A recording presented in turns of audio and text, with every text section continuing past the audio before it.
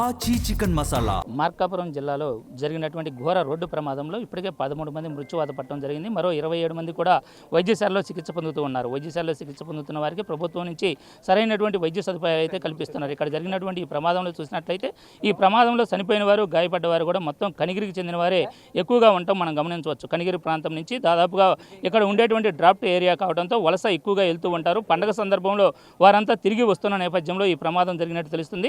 మనతో పాటు ఇక్కడ కనిగిరి ఎమ్మెల్యే గారు కూడా ఉన్నారు. వారిని అడిగి తెలుస్తున్నారు. సార్, ఈ ప్రమాదానికి సంబంధించి ఎలా జరిగింది, ఎంతమంది మృతులు ఉన్నారు, ఏంటి? ఇది ఉదయాన్నే 5:30 సమయంలో ఈ గంట జరిగిందని చెప్పేసి మాకు సీఎంఓ నుంచి సమాచారం రావటం, వెంటనే మా సెక్యూరిటీ వచ్చి మమ్మల్ని లేపటం జరిగింది.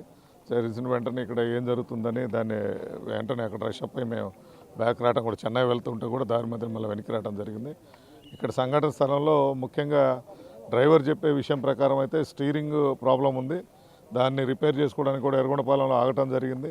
అక్కడ అది టెక్నికల్గా సార్ట్అవుట్ అయిన తర్వాత మళ్ళీ బయలుదేరాం. ఈ ప్రాంతంకి వచ్చినప్పుడు ఈ కరువు దగ్గర అది కట్ చేసే సమయంలో కట్ కాలేదు, దానివల్ల చేశారు. కానీ టిప్పర్ డ్రైవర్ కూడా చాకచక్యంగా తప్పించడానికి ప్రయత్నం చేశారు. కానీ అది కంట్రోల్ కాకుండా వెళ్ళి ఆ డీజిల్ ట్యాంక్ దాంట్లో ఆ డీజిల్ ట్యాంక్ వెంటనే మంటలు వ్యాపించడం జరిగింది. మరి కనిగిరి వాసులు అయితే 25 మంది ప్రయాణిస్తున్నట్టు మాకు ఇప్పటివరకు వచ్చిన సమాచారం. పామూరు కానీ కనిగిరి చుట్టుపక్కల ప్రాంతీయ వాసులు. దాంట్లో ఒక రమాదేవి అనే పేషెంట్ కన్ఫర్మ్ చేశారు, వాళ్ళ అబ్బాయి వాళ్ళ మదర్ కనపడటం లేదని. మిగతా ఇంకా టోటల్గా 20 మంది హాస్పిటల్లో ఉన్నారని తేలింది.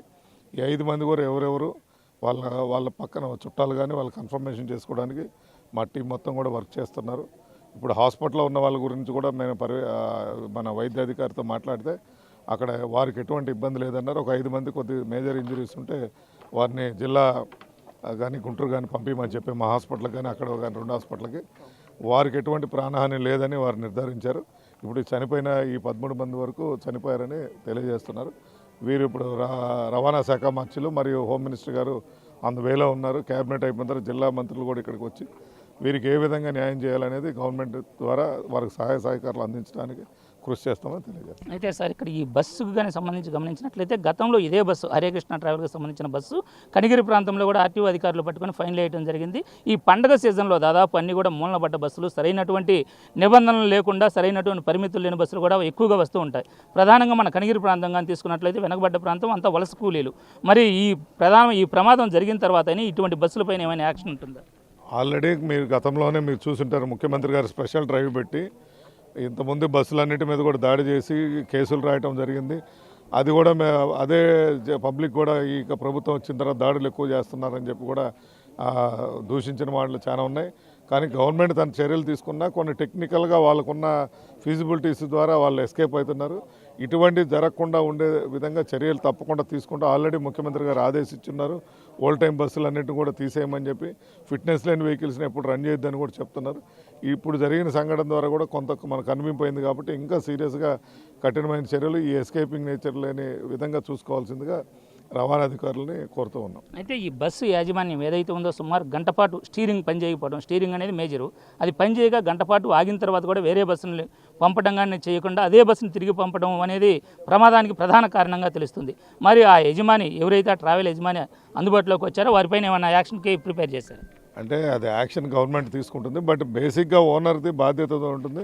ఇప్పుడు అది ఓనర్ ఆఫ్ ద బస్ మీద ఎప్పుడైనా యాక్షన్ తీసుకోబడుతుంది కాబట్టి తప్పకుండా వారి నిర్లక్ష్యానికి గురైనట్టు మన వాళ్ళు డిక్లరేషన్ వచ్చిన తర్వాత తప్పకుండా చర్యలు తీసుకోవడం జరుగుతుంది. అయితే కనిగిరి వాసులు 5 ఉన్నట్లు తెలుస్తుంది. అందులో ఒక 5 నెలల గర్భిణీ స్త్రీ కూడా ఉన్నట్టుగా ప్రాథమికంగా అందినటువంటి సమాచారం ద్వారా తెలుస్తుంది. మరి వాళ్ళు కనిగిరి మండలం చల్లగిరికి చెందిన వారని కూడా చెప్తూ ఉన్నారు. అవ్వామనవరాలు 2 ఉన్నారు, వేరే బాబు తప్పించుకోగలిగాడని. మరి వారికి ఎటువంటి భరోసా కల్పించగలరు?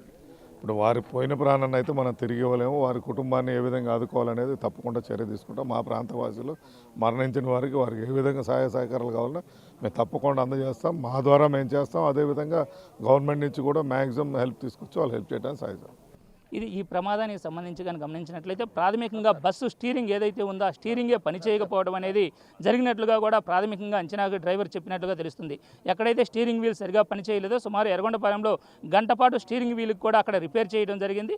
ఆ తర్వాతనే బస్సును అక్కడి నుంచి బయలుదేరి రావడం జరిగిందని చెప్తున్నారు. ఇక్కడ ఈ టర్నింగ్ ఏదైతే చిన్న ఘాటుగా ఉన్నటువంటి టర్నింగ్లో మరలా వీల్ ప్రాబ్లం రావడంతో అదుపు కాక టిప్పర్ను కూడా ఢీకొందని చెప్పి ప్రాథమికంగా అంచనాకు వచ్చినట్లుగా చెప్తూ ఉన్నారు. అయితే ట్రావెల్ యాజమాన్యం ఏదైతే ఉందో ఆ బస్సు రిపేర్ స్టీరింగ్ వీల్కి రిపేర్ వచ్చినప్పుడు దాన్ని సరిచేయకపోవడమే ఈ 13 మంది మృతికి మరియు మిగతా వారి గాయాలకు కూడా కారణంగా తెలుస్తుంది.